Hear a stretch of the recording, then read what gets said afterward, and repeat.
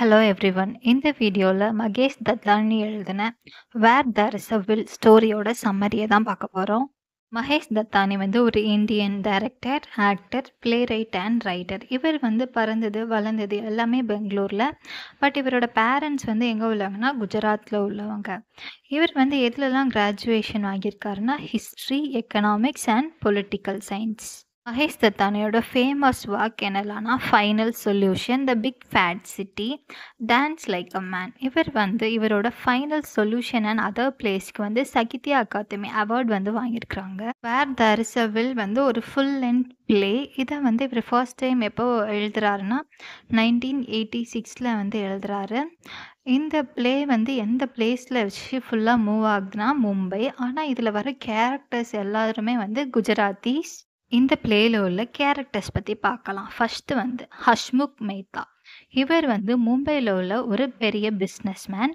இவர் தான் இந்த பிளேயில் உள்ள ஒரு முக்கியமான கேரக்டர். இவர் மேத்தா குரூப் ஆஃப் கம்பெனிஸோட ஓனர். அது மட்டும் இல்லாமல் இவங்க கார்மெண்ட் பிஸ்னஸ் பண்ணிகிட்ருக்காங்க.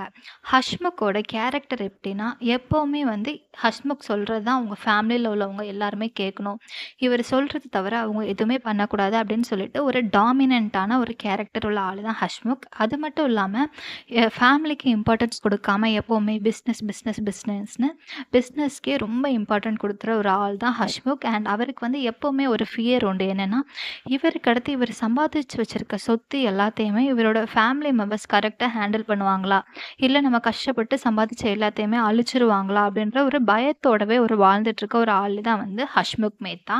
நெக்ஸ்ட் ஹஷ்முக் மேத்தாவோட ஒய்ஃப் சோனல் மேத்தா. சோனல் மேத்தாவோட கேரக்டர் எப்படின்னா, ஒரு அப்படி typical wife material.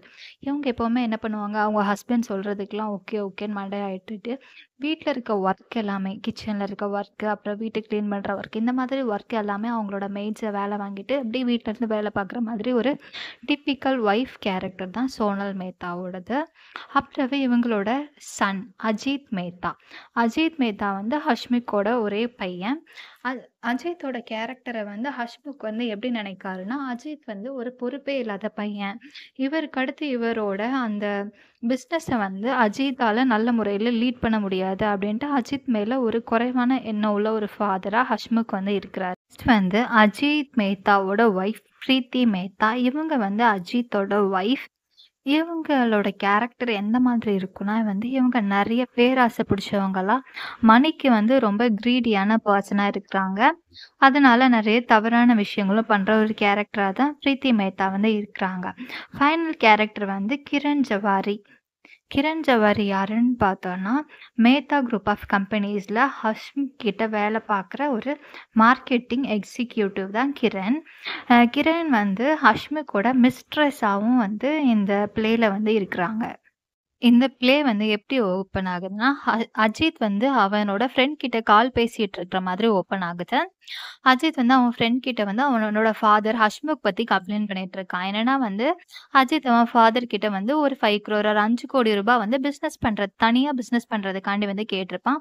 But Hasmukh என்ன சொல்லிடுவான்னா, என்னால் தர முடியாது, ஏன்னா உனக்கு அந்த அளவுக்கு பிஸ்னஸ் தனியாக செப்பரேட்டாக பண்ணுற அளவுக்கு உனக்கு திறமை கிடையாது, அந்த அளவுக்கு உனக்கு அறிவும் கிடையாது, உன்னால் எந்த விஷயத்தையுமே உருப்படியாக பண்ணவே முடியாது அப்படின்னு சொல்லிட்டு அஜித்தை தர முடியாது அப்படின்னு சொல்லிட்டு ரிஜெக்ட் பண்ணியிருப்பாங்க. இதை தான் என்ன பண்ணுவான், அஜித் கால் பண்ணி அவனோட ஃப்ரெண்டு கிட்ட பேசிட்டு இருக்க மாதிரி இந்த பிளே ஓப்பன் ஆகுது. இது மூலயமா என்ன தெரியுதுன்னா, ஹஷ்முக்கு அஜித் மேலே எந்த ஒரு நல்ல ஒப்பீனியனுமே கிடையாது. எப்போவுமே அவனை ஒரு யூஸ்லெஸ் ஃபெல்லோ அப்படின்ட்டு தான் ஹஷ்முக் திட்டிகிட்டே இருப்பாங்களாம். ஹஷ்முக் அஜித்தை எப்போவுமே எப்படி சொல்லுவான்னா, அஜித் ஒரு பிக் ஹீரோ, அவனால எதுவுமே பண்ண முடியாது அப்படின்னு சொல்லுவாங்க.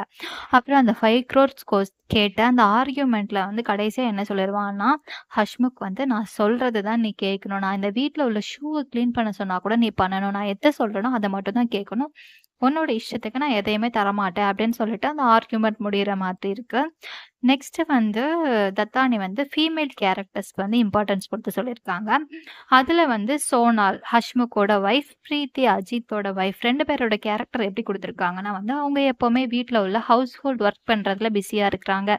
குக்கிங் பண்ணுறதுல ரொம்ப பிஸியாக அந்த டின்னர் மேக் பண்ணுறது, பிரேக்ஃபாஸ்ட் மேக் பண்ணுறது, ஹவுஸை க்ளீன் பண்ணுறது அப்படின்னு சொல்லிட்டு அந்த ஹவுஸ் ஹோல்ட் ஒர்க்கை மட்டும்தான் ஃபீமேல் கேரக்டர் பண்ணிட்டு இருக்க மாதிரி ஒரு போர்ட்ரைட்டை இதில் கொடுத்துருக்காங்க.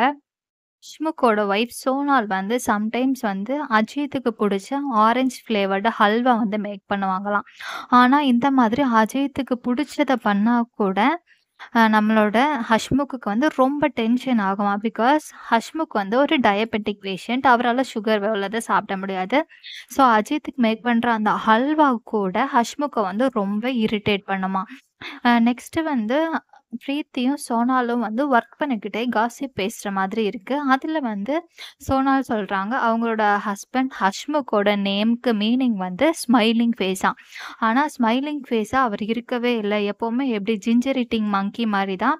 எதுக்கெடுத்தாலும் டென்ஷன் ஆயிட்டே ஹஷ்முக் இருக்கிறதா வந்து சோனாலும், பிரீத்தியும் காசிப் பண்றாங்க. அப்புறம் அந்த டைம்ல சொல்றாங்க, அவங்க வீட்ல ப்ராப்ளம் வந்தாலும் சரி, பிசினஸ்ல ப்ராப்ளம் வந்தாலும் சரி, எல்லா ப்ராப்ளமுக்குமே வந்து ஹஷ்முக் வந்து சோனாலையும், அவனோட சன் அஜித்தையும் தான் எப்பவுமே ப்ளேம் பண்ணுவாங்க. அவரு வந்து ஒரு டாமினன்ட்டான கேரக்டர் அப்படின்னு பேசிட்டு இருக்க மாரி இருக்கு. நெக்ஸ்ட் வந்து செகண்ட் பார்ட் ஆஃப் த நாவல். இந்த செகண்ட் பார்ட்ல என்ன ஆகுதுன்னா, ஹஷ்முக் வந்து இறந்துடுறாரு.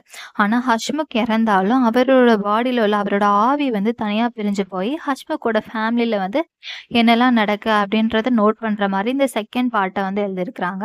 இப்போ ஹஷ்முக் வந்து இறந்துட்டாரு. அவரோட பாடிய வந்து பெட்ல வந்து பிளேஸ் பண்ணி வச்சிருக்காங்க. இத வந்து ஹஷ்முக்கோட ஆவியினால பார்க்க முடியுதாம். ஹஷ்முக் வந்து இறந்து அவர வந்து அப்படியே அந்த பெட்ல வந்து படுக்க வச்சிருக்காங்கல்ல, அத வந்து ஹஷ்முக் பார்த்துட்டே இருக்கிறாரு. அத பார்க்கறதுக்கு எப்படி இருக்குன்னா, அவரோட பாடி வந்து பார்க்குறதுக்கு வந்து சும்மா படுத்திருக்கிற மாரி தான் இருக்கு. பட் வந்து அவரு வந்து இறந்துட்டாராம். அத வந்து ஹஷ்முக் எப்படி சொல்றாருன்னா, "I am dead. I can see my own body lying still on the bed. Looking peaceful but dead" அப்படின்னு வந்து சொல்றாரு. ஹஷ்முக் இறந்து இப்போ ஒரு 5 to 6 டேஸ் ஆயிடுச்சு. அந்த டைம்ல தான் வந்து ஹஷ்முக்கோட ஃபேமிலி மெம்பர்ஸ்க்கு தெரிய வருது. ஹஷ்முக் வந்து ஒரு வில், அதாவது ஒரு உயில் எழுதி வச்சிருக்காரு. அந்த உயில்ல வந்து அவர் வந்து ஒரு ட்ரஸ்ட் ஆரம்பிச்சிருக்காரு. Charitable trust. அவரோட சொத்து எல்லாத்தையுமே வந்து அந்த சேரிட்டபிள் ட்ரஸ்ட் பேர்ல வந்து அவரு மாத்தி வச்சுட்டாரு. அதோட ட்ரஸ்டியா வந்து கிரண வந்து அவரு வந்து அப்பாயிண்ட் பண்ணியிருக்கிறதாவும் அதுல வந்து இருக்கு. இப்போ வந்து ஹஷ்முக்கோட சொத்தோட எல்லா கண்ட்ரோலுமே வந்து கிரனோட கைக்கு வந்துருச்சு. இப்ப வந்து கிரண் என்ன சொல்றாங்கன்னா வந்து, "நீங்க வந்து ரொம்ப ஆடம்பரமா செலவு பண்ணாம, எல்லாத்தையுமே ப்ராப்பரா பிசினஸ பார்த்துக்கிற மாதிரி இருந்தா, அஜித்தோட 45வது வயசுல வந்து இந்த சொத்து எல்லாமே மறுபடியும் அஜித் பேருக்கே வந்துரும். இல்லாட்டி இந்த ட்ரஸ்ட்ல இருந்து ஏழை மக்களுக்கு குடுத்துருவாங்க." அப்படின்ற மாதிரி அந்த வில்லுல வந்து இருக்கு. ஸோ இந்த டைம்ல என்ன பண்றாங்க, கிரண் வந்து ஹஷ்முக்கோட ஃபேமிலிக்குள்ள வந்து கால் எடுத்து வச்சுட்டு உள்ள வந்து வராங்க. அந்த டைம்ல தான் வந்து சோனால் வந்து ரியலைஸ் பண்றாங்க. அவங்களோட அந்த 25 இயர்ஸ் மேரிட் லைஃப்ல வந்து அவங்க எதையுமே அச்சீவ் பண்ணல. வந்து ஹஷ்முக் வந்து அவங்கள ஏமாத்த தான் செஞ்சிருக்காங்க அப்படின்றத வந்து ரியலைஸ் பண்றாங்க சோனால். இந்த வில்லுல வந்து அது மட்டும் இல்லாம என்னெல்லாம் சொல்லியிருக்காங்கன்னா வந்து, ஹஷ்முக் வந்து ரெகுலரா எவ்ரிடே வந்து ஆஃபீஸ்க்கு வரணும். அவனோட டே டு டே ஒர்க்க வந்து 9 to 5 வந்து கண்டிப்பா பண்ணணும் அப்படின்ட்டு வந்து நெறைய ரூல்ஸ் அண்ட் ரெகுலேஷன்ஸ் எல்லாம் இருக்கு. இத பார்த்து அவனோட ஒய்ஃப்‌க்கு வந்து ரொம்ப டென்ஷன் ஆயிருது. என்ன பண்றாங்க, அவங்க அஜித்த ஹேட் பண்ணவே ஸ்டார்ட் பண்ணிடுறாங்க. இவன மேரேஜ் பண்ண போய் தான் நம்மளுக்கு வந்து இப்படி ஒரு நிலைமை வந்துருச்சு. எல்லாரும் சொல்றதையும் கேட்டு வாழ வேண்டியதா இருக்கு அப்படின்னு சொல்லிட்டு, அவனோட ஒய்ஃப்‌க்கு வந்து அஜித் மேல ஒரு ஹேட்டட்னஸ்ஸே வந்துருச்சு. கிரண் வந்து இப்ப அந்த ஃபேமிலிக்குள்ள வந்துடுறாங்க. வந்துட்டு அவங்க வீட்ல இருக்கிறாங்க. பட் ஸ்டார்ட்டிங்ல வந்து கிரண்க்கு வந்து ஒரு மாதிரி அன்கம்ஃபர்டபுளா தான் இருக்கு அந்த வீட்ல. பட் போக போக வந்து எல்லாரோடையுமே ஒரு மாதிரி நல்ல ஃப்ரெண்ட் ஆயிட்டு, அந்த ஃபேமிலியோட ஒரு மெம்பர் மாதிரி ஆயிடுறாங்க. எல்லாருமே அந்த ஃபேமிலில உள்ள எல்லாருமே கிரனோட பேச்ச கேட்டுட்டு அப்படியே வாழ்றதுக்கு வந்து ஸ்டார்ட் பண்ணிட்டாங்க. இப்போ வந்து ஹஷ்முக்கோட ஃபேமிலில எல்லாருமே அவங்களோட டியூட்டிய பண்ணிட்டு ஓரளவுக்கு கரெக்ட்டா வாழ ஆரம்பிச்சுட்டாங்க. அந்த டைம்ல வந்து கிரண் வந்து பிரீத்தி கையில இருக்கிற ஒரு மெடிசன் பாக்ஸ வந்து நோட் பண்றாங்க. அதுல வந்து பிரீத்தி வந்து ஒரு ஹஷ்முக் வந்து யூஸ் பண்ற அந்த டயபெட்டிக் டேப்லெட் மாதிரியே உள்ள ஒரு விட்டமின் டேப்லெட்ட வந்து வச்சிருக்காங்க. ஹஷ்முக் வந்து எப்படி இறந்து போறாருன்னா வந்து, பிரீத்தி வந்து ஹஷ்முக்கோட அந்த டயபெட்டிஸ், அவரோட பிரஷர் டேப்லெட்டுக்கு பதிலா வந்து இந்த விட்டமின் டேப்லெட்ஸ வச்சதுனால அவரோட பிரஷர் வந்து ரொம்ப ஜாஸ்தியாயி தான் வந்து ஹஷ்முக் இறந்து போறாங்க. இத வந்து கிரண் வந்து கண்டுபிடிச்சிடுறாங்க. பட் கிரண் வந்து அத யார்கிட்டயுமே சொல்லாம மறைச்சிடுறாங்க. பிகாஸ் இப்ப தான் அந்த ஃபேமிலி மெம்பர்லாம் திருந்தி நல்ல முறையில வாழ ஆரம்பிச்சிருக்கிறதுனால, அத யார்கிட்டயுமே சொல்லாம வந்து மறைச்சிடுறாங்க. அந்த டைம்ல வந்து பிரீத்தியும் பிரெக்னன்ட் ஆகுறாங்க. ஸோ பிரீத்தியோட வயித்துல வந்து பேபி வளர ஆரம்பிச்சிருது. பட் இதெல்லாம் பார்த்துட்டு இருந்த ஹஷ்முக்கோட ஆவிக்கு வந்து ரொம்ப டென்ஷன் ஆயிருது. உடனே அவரோட ஆவி என்ன பண்ணுதுன்னா, பிரீத்தியோட பேபிக்குள்ள வந்து போயிட்டு பிரீத்தியோட ஸ்டொமக்ல வந்து ரொம்ப மிதிச்சுக்கிட்டே இருக்குது. அத பார்த்தா கிரண் வந்து என்ன பண்றாங்கன்னு சொல்லிட்டு, அந்த ஸ்டொமக்ல வந்து அப்படியே தட்டி குடுத்துட்டு வந்து, அந்த ஹஷ்முக்கோட ஆவிய வந்து அப்படியே காம் பண்றாங்க. அப்புறம் எல்லாமே அந்த ஃபேமிலில ரிசால்வ் ஆயி, எல்லா ப்ராப்ளம்ஸுமே சால்வ் ஆயி, அந்த ஃபேமிலி வந்து ஹேப்பியா வாழ ஸ்டார்ட் பண்ணிட்டாங்க. கிரண் தான் அது எல்லாத்துக்குமே வந்து ஒரு ரீசனா வந்து இருக்கிறாங்க. இதுதான் வந்து இந்த ப்ளே.